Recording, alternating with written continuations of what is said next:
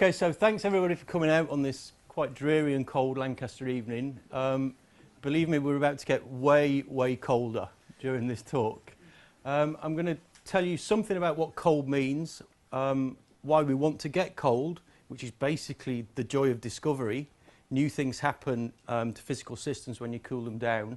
I'll talk about some of the history of low temperature physics, and I'll wrap up with a couple of the latest experiments we're doing in the lab up on campus. Okay, so where's the coldest place on Earth? The coldest natural temperature, and I emphasize natural, is in Vostok Station in Antarctica. They recorded minus 89.2 degrees C. I think it usually averages about minus 55. There's a research station there, and some happy physicists and environmentalists.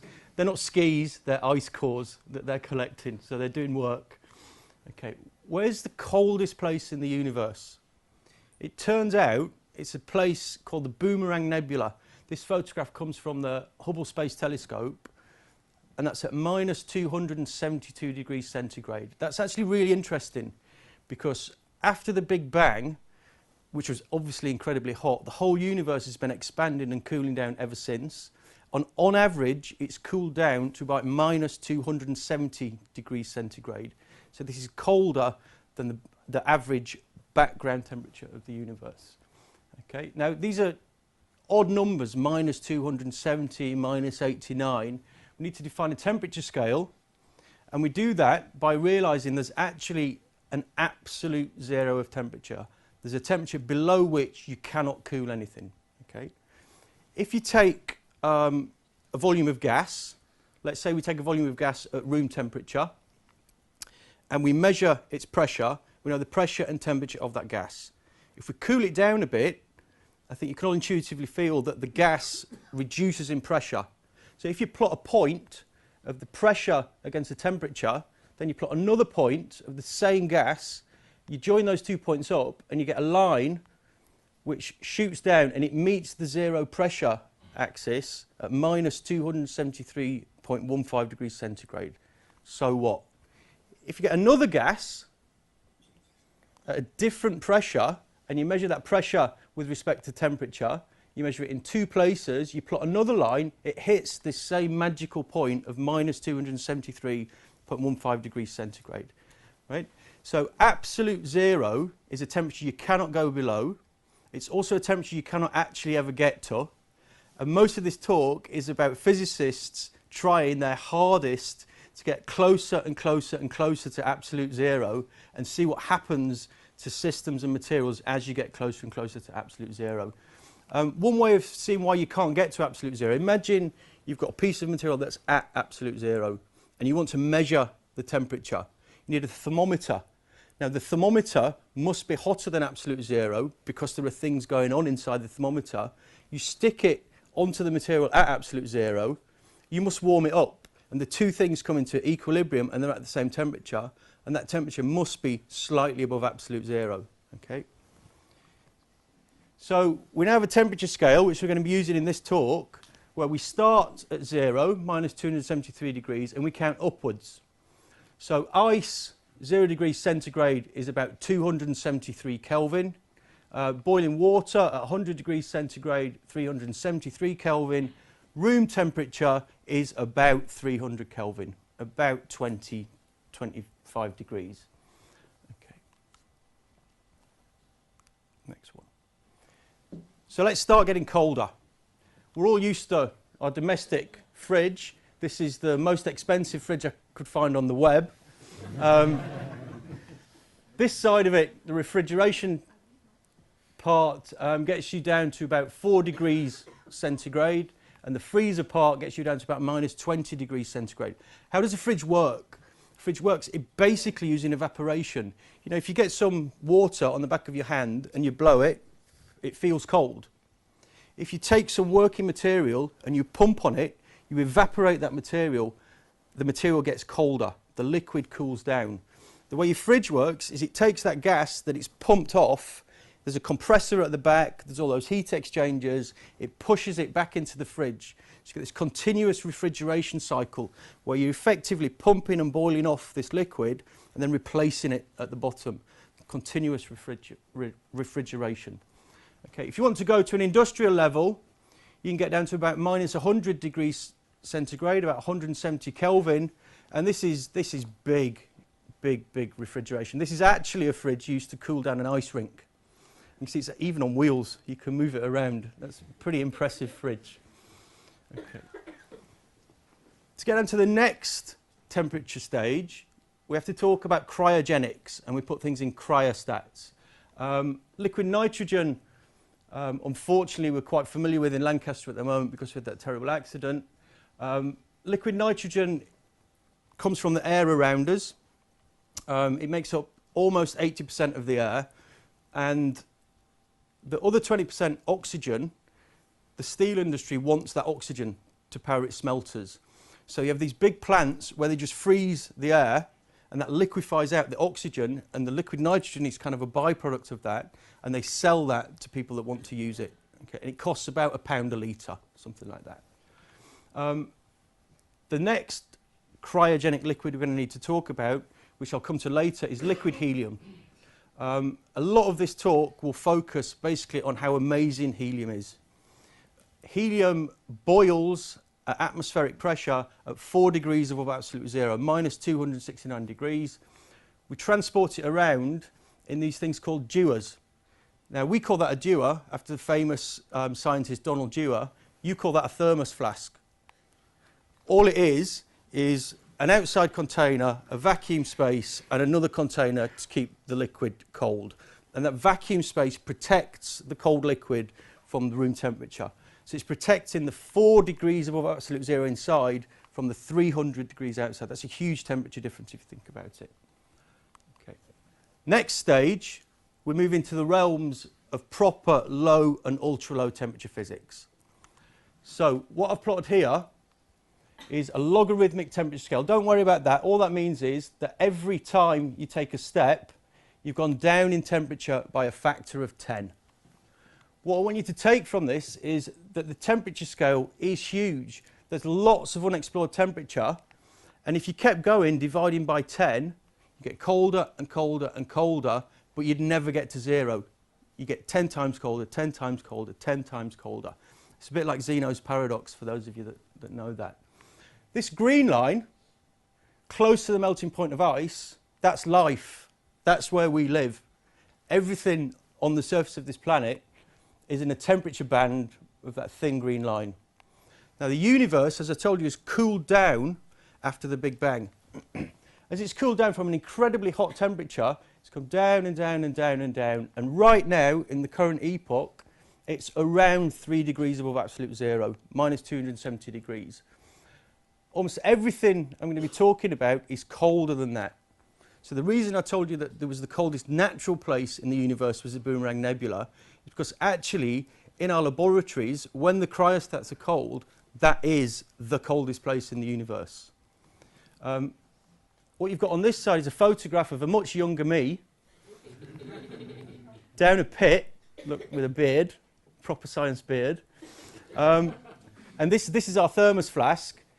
And there is the top end of our cryostat. That's what we call the fridge. If I just plot that, that's side on. So it's about 6 foot tall, about 2 meters long in new units. And I've extrapolated this line across because the top of the fridge is at room temperature, about 300 degrees. The bottom of that fridge is at thousandths of a degree above absolute zero. And everywhere below that line is colder than anywhere else in the universe when the machine is working. And the further you go down these cooling stages, the colder and colder and colder it gets. Okay. So we need to talk about helium, because helium is an amazing element. Right? Everybody knows about helium, party balloons, it makes your voice squeaky. Helium does something absolutely amazing that no other element does.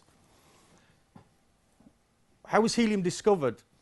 I like this slide. This is Pierre-Jules Janssen. He was a French scientist, and in 1868 he was dispatched to India to look at the eclipse of the sun. He was a smart guy, and he took with him a spectroscope, and he measured this spectrograph from the sun. Now what he's doing is, you remember at school in chemistry, you would take a salt and you would burn it in your Bunsen burner, and from the colour of the flame you could tell what elements were in that salt. Right? If you burned a copper sulfate, it glowed green. This is just this on a more sophisticated level. But the amazing thing is that yellow line there didn't exist for any element that they knew about on the Earth. So if you treat this as a fingerprint of an element, it was an element discovered by looking at the sun that didn't exist on the Earth as far as they were concerned. Later that same year, this guy Norman Lockyer, another great Victorian scientist, effectively a chemist, is actually the person that founded the journal Nature, which still exists to this day. He was also looking at the sun, not during an eclipse, and he measured the same spectrograph, and he started talking to his mate, Frankland. There's a Lancaster connection, right? This is Edward Frankland, good friends with Norman Lockyer, and they were talking about this mysterious spectral line in the sun. Frankland and Lockyer decided, right, that's a new element. We've discovered a new element. And they named it together, and they named it after the Greek for the sun, which is Helios, so that's why it's called helium. So then the search is on to see if they can find helium on a terrestrial origin on the Earth. This rather unassuming rock is called cleveite. It comes from Norway. It turns out that helium is 2 neutrons, 2 protons, and 2 electrons. If you strip those electrons away, it's an alpha particle. It's a radioactive particle. And if your rock has got uranium in it, the uranium decays through fission processes and it gives off helium. The alpha particle comes off, it grabs some electrons, it becomes helium. This guy, William Ramsay, he took some of this ore from Norway, he crushed it up, he put it in a discharge tube, that's like his posh Bunsen burner, and he measured exactly the same fingerprint. Right? So he discovered a terrestrial source of helium. So where do we find helium now? We actually find it in natural gas wells.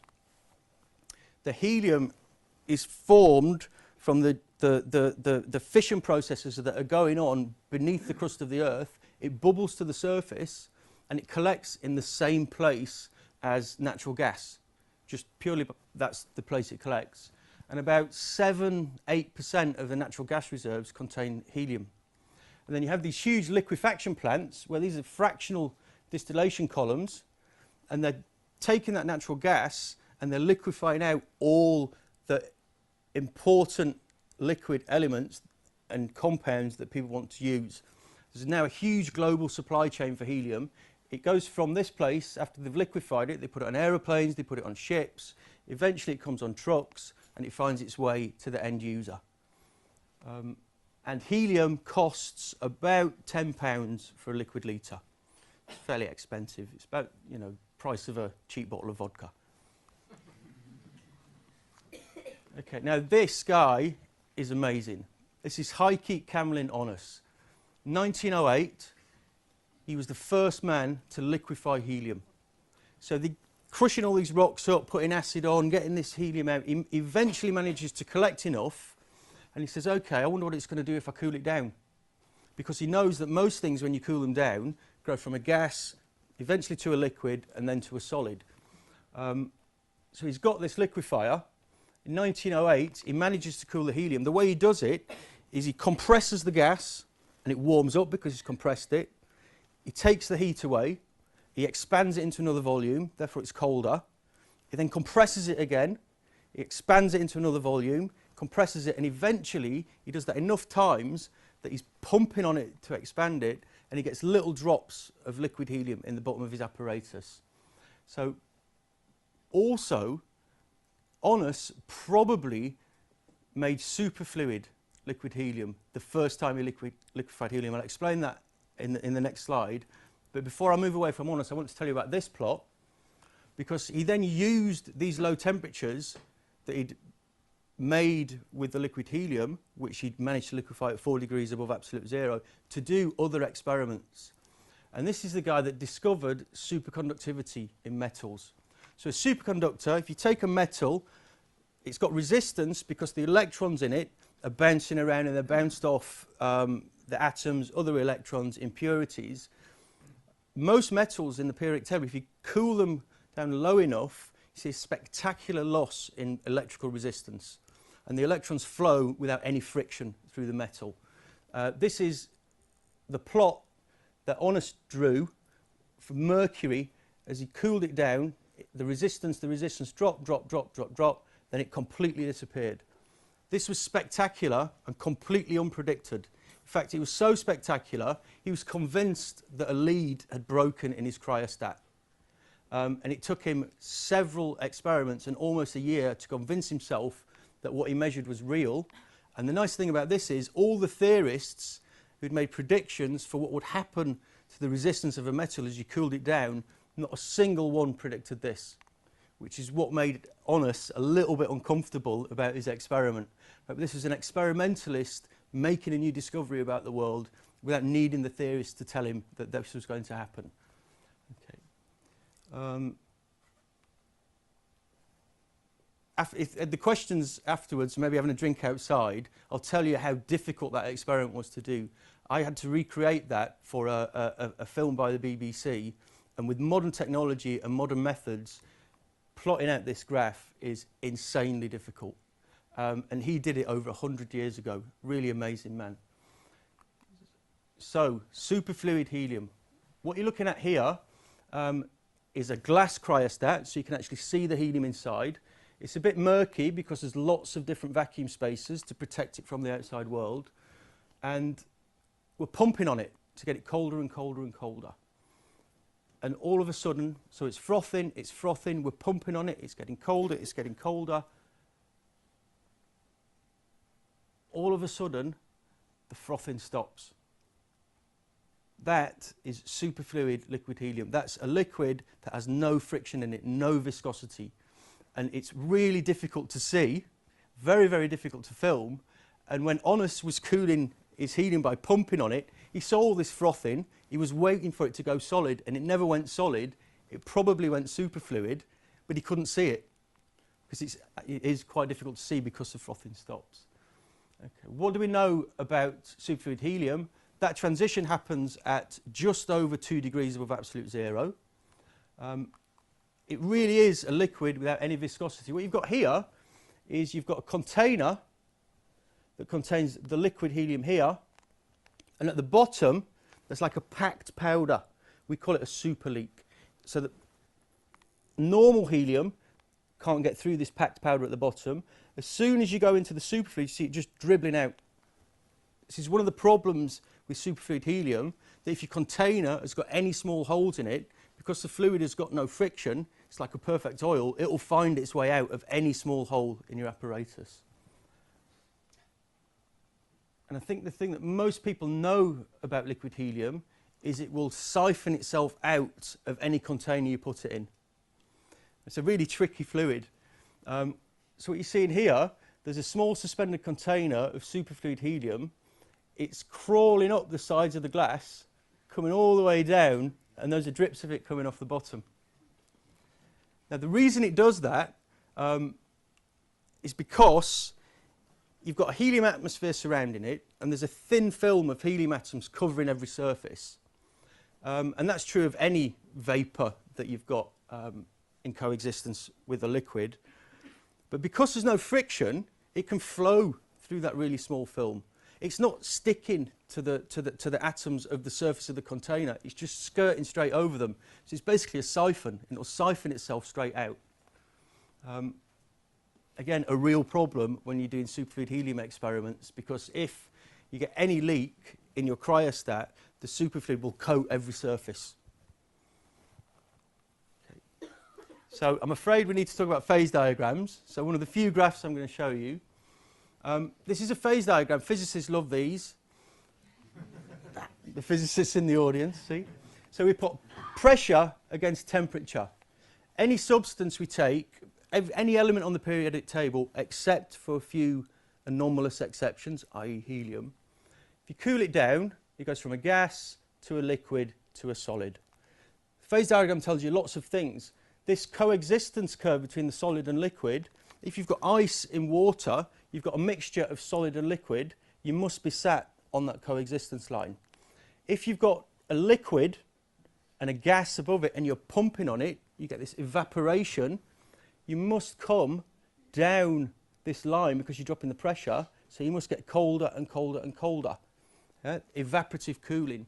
Just as an aside, evaporation is an amazingly efficient cooling technique. If you take your cup of coffee and you have got boiling water in it, it's about 400 Kelvin, you leave it on the side and not too long later it's at 300 Kelvin. It's cooled down and it's only lost about 3% of the water molecules inside it. They've evaporated off the top and they've taken this huge amount of heat energy away from your cup of coffee. So helium, what does it do? So we've got 2 neutrons, 2 protons, 2 electrons, a boring, colourless, odourless gas. It has a completely different phase diagram from normal materials. You cool it down, it forms a normal liquid, then it forms this superfluid state around 2 degrees. At absolute zero, it's still a liquid. The only way you can make this thing solidify is putting it under huge pressure. That's 25 atmospheres of pressure. And that solidifies it because basically you're squeezing the atoms together. They really don't want to play with each other. Now, we could get into the reasons why that phase diagram looks like that, but actually this was experimental. The phase diagram, the superfluid was discovered, the phase diagram was plotted out. We can explain most of that phase diagram using quantum mechanics, but that came later, so we could talk about it in the questions later if we want. Now, helium-4 has a cousin, helium-3. Helium-3 is the radioactive isotope of helium-4. What's missing is one of the neutrons. It gives it a very, very rich, different phase diagram. But if you just look at this part to start with, this is temperature plotted against pressure. You get a normal liquid, you cool it down, you go into the superfluid. But it has more than one type of superfluid in helium-3. Well, we're not very imaginative. One's called the B phase and one's called the A phase. Right? No one's thought of some better names yet. And the research we do in Lancaster is all about figuring out what the properties of this superfluid are at the lowest possible temperatures. Okay. These 3 chaps won the Nobel Prize for discovering the superfluid transition in helium-3 way back in the early 1970s. This is Doug Osheroff, Bob Richardson, and this chap at the front, Dave Lee. The reason I put him on is he's a very good friend of the Lancaster lab and he's an honorary graduate of Lancaster University. Really nice chap. Okay, I put this gas bottle on to remind me to tell you that helium-3 is the most expensive anything on the planet by weight. Right? It's made well, it's something to do with the decommissioning of fusion bombs. No one knows how much helium-3 there is on the planet. They started making it after the Second World War. If a nation admits how much helium-3 it's got, you can figure out how many nuclear weapons it's probably got. So there's a certain amount released onto the market every year, but no one knows how much there actually is. It used to cost about $100 for a litre of gas. So that's a breath. $100 for a breath. Homeland Security in the US has decided that because helium-3 is a really good detector of neutrons, it's got a neutron missing, it really wants to grab that neutron, they're going to use it to make neutron detectors on all ports and all points of entry into the US to detect fissile material. This has massively skyrocketed the price. You buy it in litre cylinders. That cylinder has then got pressurised helium-3 gas in it, pressurised to 10 atmospheres, so it contains about 10 litres. That's £25,000 now. Okay. Now remember, if you take a gas and you want to liquefy it, about 1,000 cubic centimetres of the gas will make 1 cubic centimetre of the liquid. So if you want to do experiments on, let's say, 10 cubic centimetres of helium-3, the material alone is going to cost you £25,000. And I shouldn't tell you this, but we have a lot of helium-3 in the lab up at Lancaster. Right? Several houses worth, actually, but we can't sell it. Okay. Now we're moving on now to the next stage of cooling. Now this is a dilution refrigerator. So this is one of the things that the lab at Lancaster is famous for. It looks homemade because it is homemade. This is a development dilution refrigerator. This is the cold end. This is the hot end. And by hot, I mean this is about 1 degree above absolute zero. The cold end is about 0.02 of a degree above absolute zero.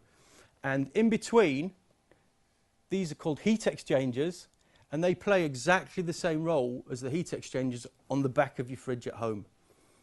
But the working material is very different from your fridge at home. The working material is a mixture of helium-3 and helium-4. So helium-3, because it's got a neutron missing, is lighter than helium-4. So it floats on the top of it if you get them both liquid and both cold enough. It just turns out, it's a fact of nature, that if you take one of those atoms of helium-3 and you dissolve it in the helium-4, it sucks in heat. It's a cooling effect. So if you take the atom of helium-3, you dissolve it in the helium-4, you take it all the way out through your cryostat into the pumps you hold outside, then you push it back in, all the way back down to the helium-3 on top of the helium-4, you've got a continuous refrigeration cycle. And in continuous operation will get you down to, like I say, to certainly a few thousandths of a degree of absolute zero. It's like upside down evaporation. You're basically evaporating the helium-3 from its bottom rather than its top. You might think, why bother? It turns out there's actually a very large world market for these machines. We make our own, and ours get 10 times colder than the nearest commercial equivalent.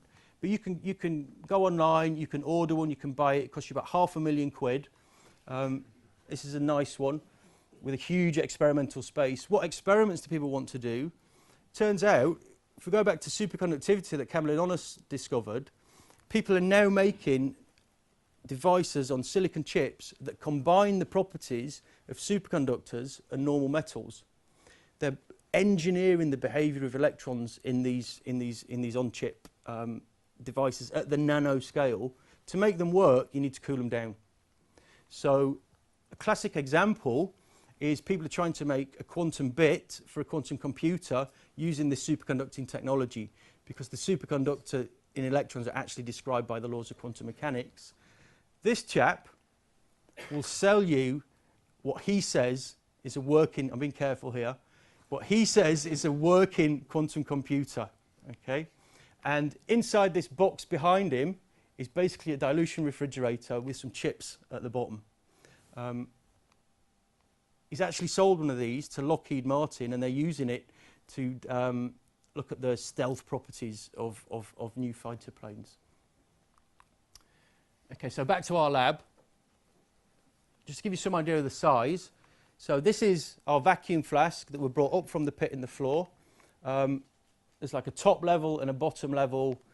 These blocks are 50 tons of concrete and lead, and they all lift up on air springs because we're getting so cold that any disturbance of the system is going to heat it up uncontrollably. Our experiments are so sensitive that if we don't have all this huge amount of vibration isolation, a lorry going past on the M6, if it is a pothole, we can see it in our experiments. The vibration from that lorry passes into the physics building, through the floor, vibrates the room at an imperceptible amount, but it warms our experiments up a little bit, and we can measure that change in temperature. Right, the final cooling stage. This is what we bolt on to the bottom of the cryostat. This is what it looks like inside this container. That tube down there is where we do experiments on superfluid helium-3 at temperatures of around 100 millionths of a degree above absolute zero. We actually get it a bit colder, but we struggle to measure its temperature below about 80 millionths of a degree.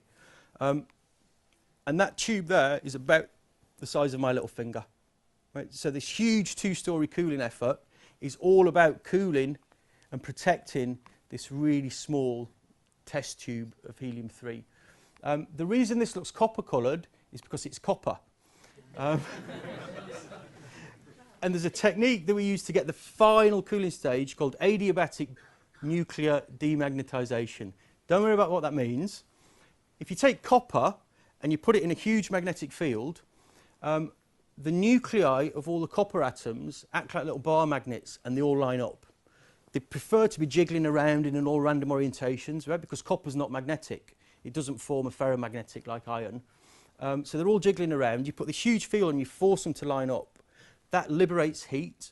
We take that heat away with the dilution refrigerator.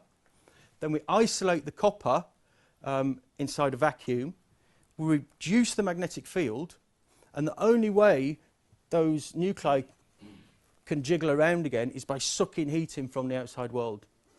And they cool the helium-3.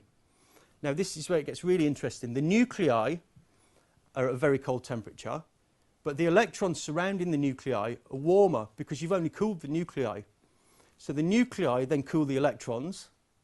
The electrons are then colder than the jiggly roundness of the lattice of the copper itself. So the electrons cool the lattice.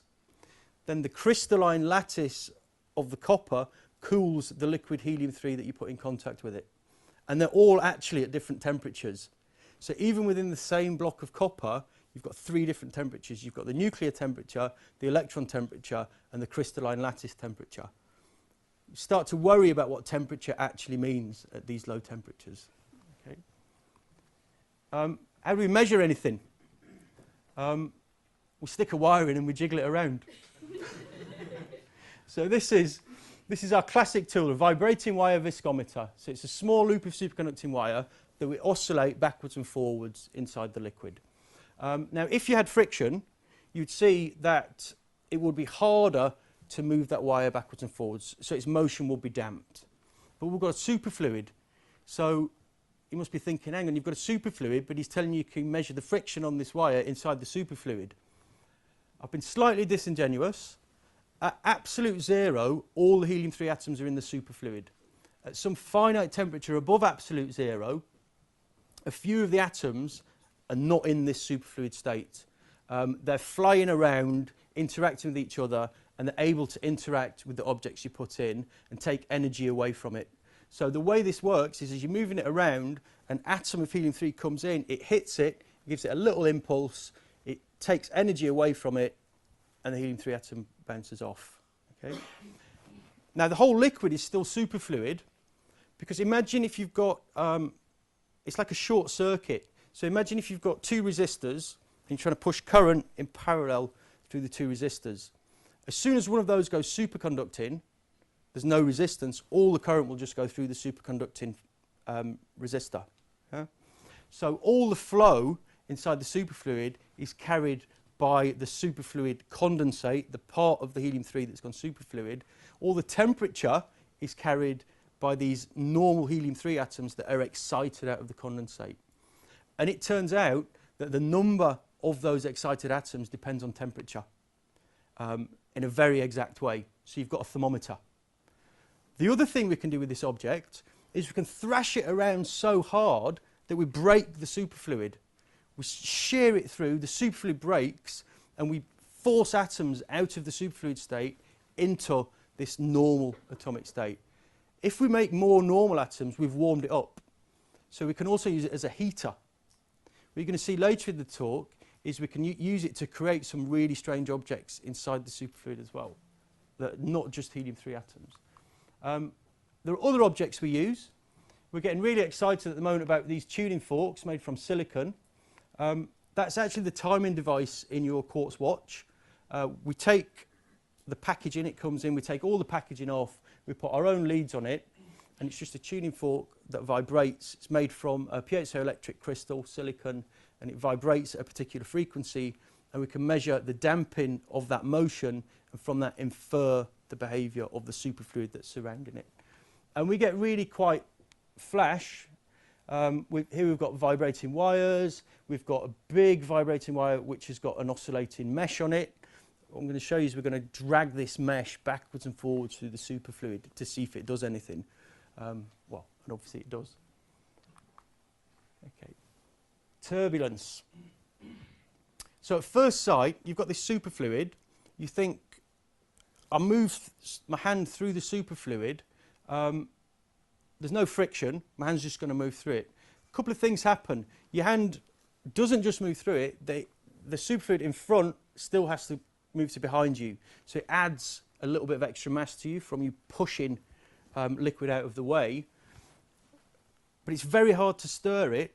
If you've got a cup of tea, and instead of tea, you've got superfluid liquid helium in it, and you try and stir it with a spoon, the spoon will just move through the liquid. There's no friction between the spoon and the liquid.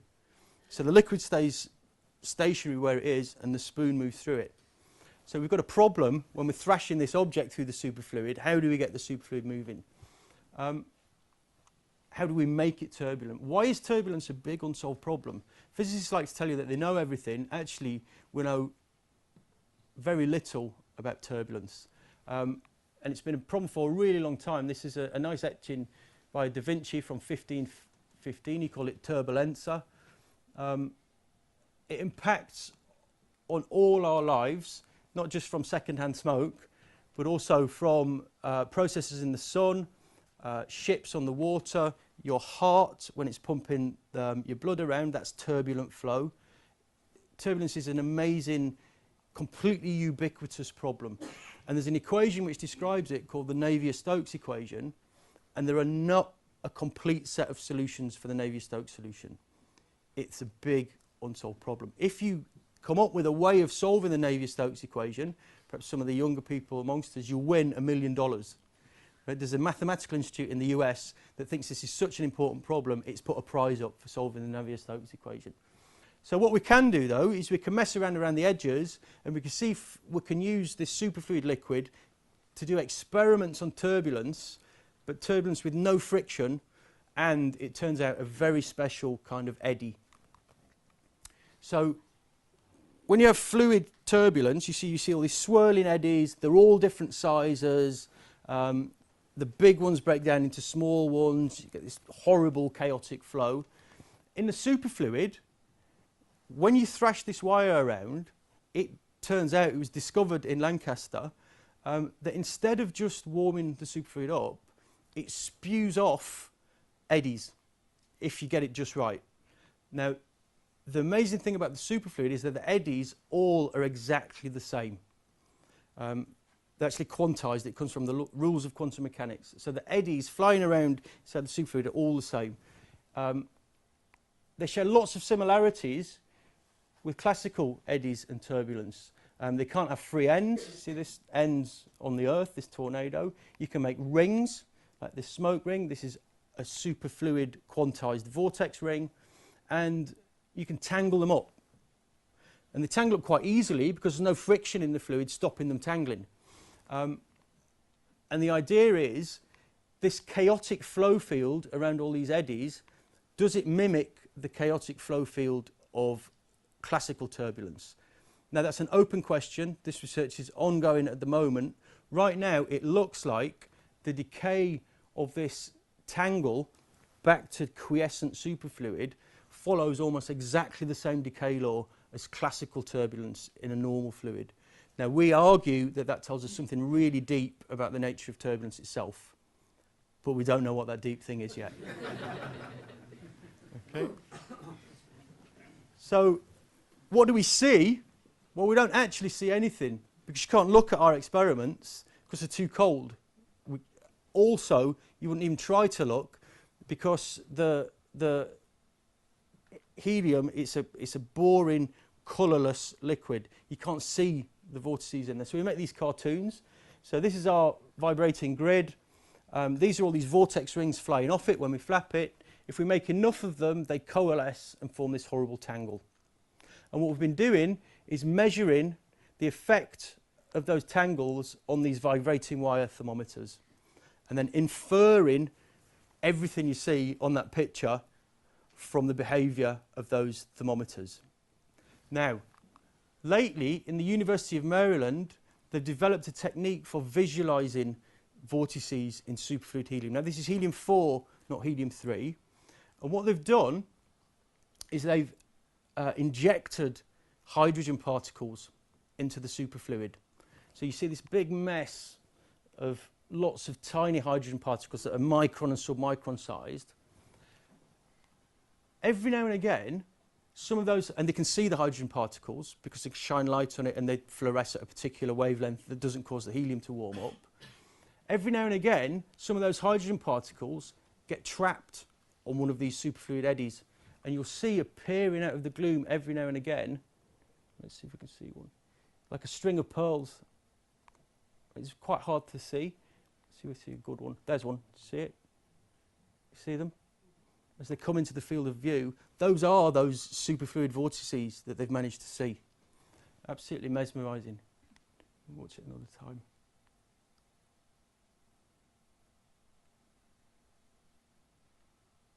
So really hard to see. That's about the state of the art for visualising these vortices at the moment. You can see the flow must be turbulent. The hydrogen particles are being flown all over the place, and all that circulation is carried by these quantized vortices. Okay, let's go back to helium-3. Now it's time to really wig out. If you were in Harold Fox's talk on the Big Bang and the Higgs field, you remember he showed you that Mexican hat potential, and he said the universe sat at the top of this Mexican hat. Big Bang happens, it starts to cool down, there's a phase transition, and it rolled down to the brim of the Mexican hat. That's a way of describing that phase transition in the early universe. It turns out the phase transitions in helium-3 can be described in almost exactly the same way. So what you've got is you've got a material in which you can simulate processes that happened in the universe shortly after the Big Bang. Yes, it's a little bit controversial. So this experiment I'm going to show you was performed at Lancaster a few years ago, and it was a mini Big Bang inside superfluid helium-3.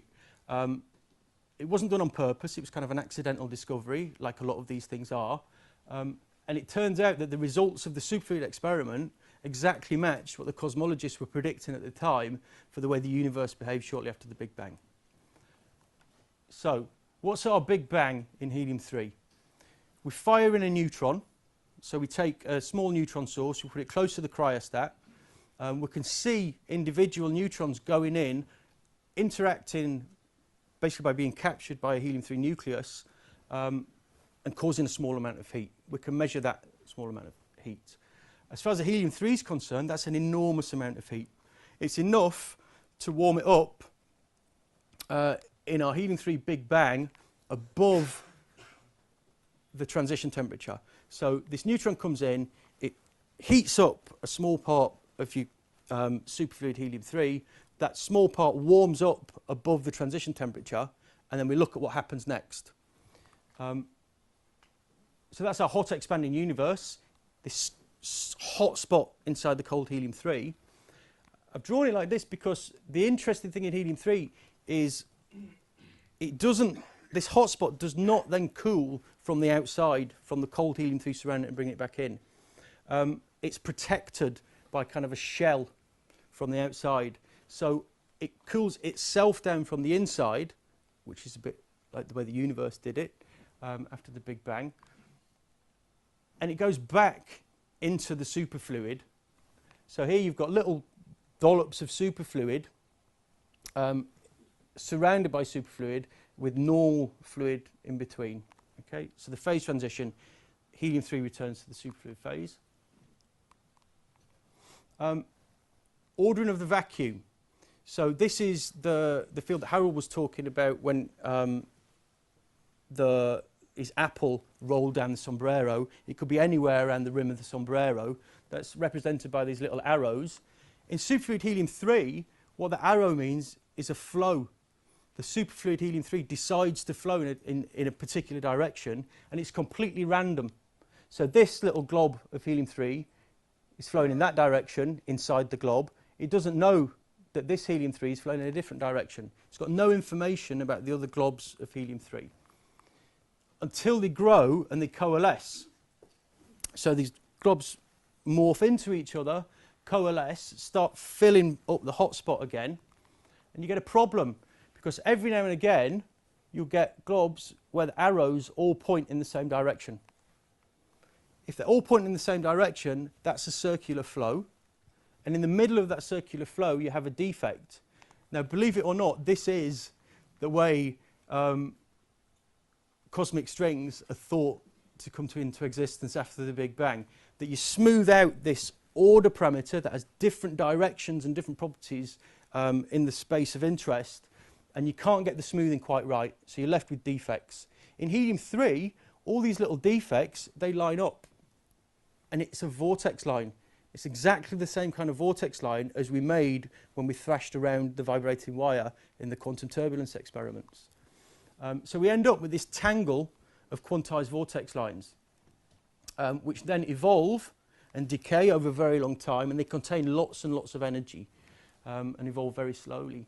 Now, these pictures are from the Department of Applied Maths and Theoretical Physics in Cambridge, where they're simulating the early universe. So these are cosmic strings that they're seeing come into existence shortly after the Big Bang in their simulations. This is a bit of a time later, and they're arguing that the structure of the universe that we see in the cosmic microwave background is at least in part due to these cosmic strings.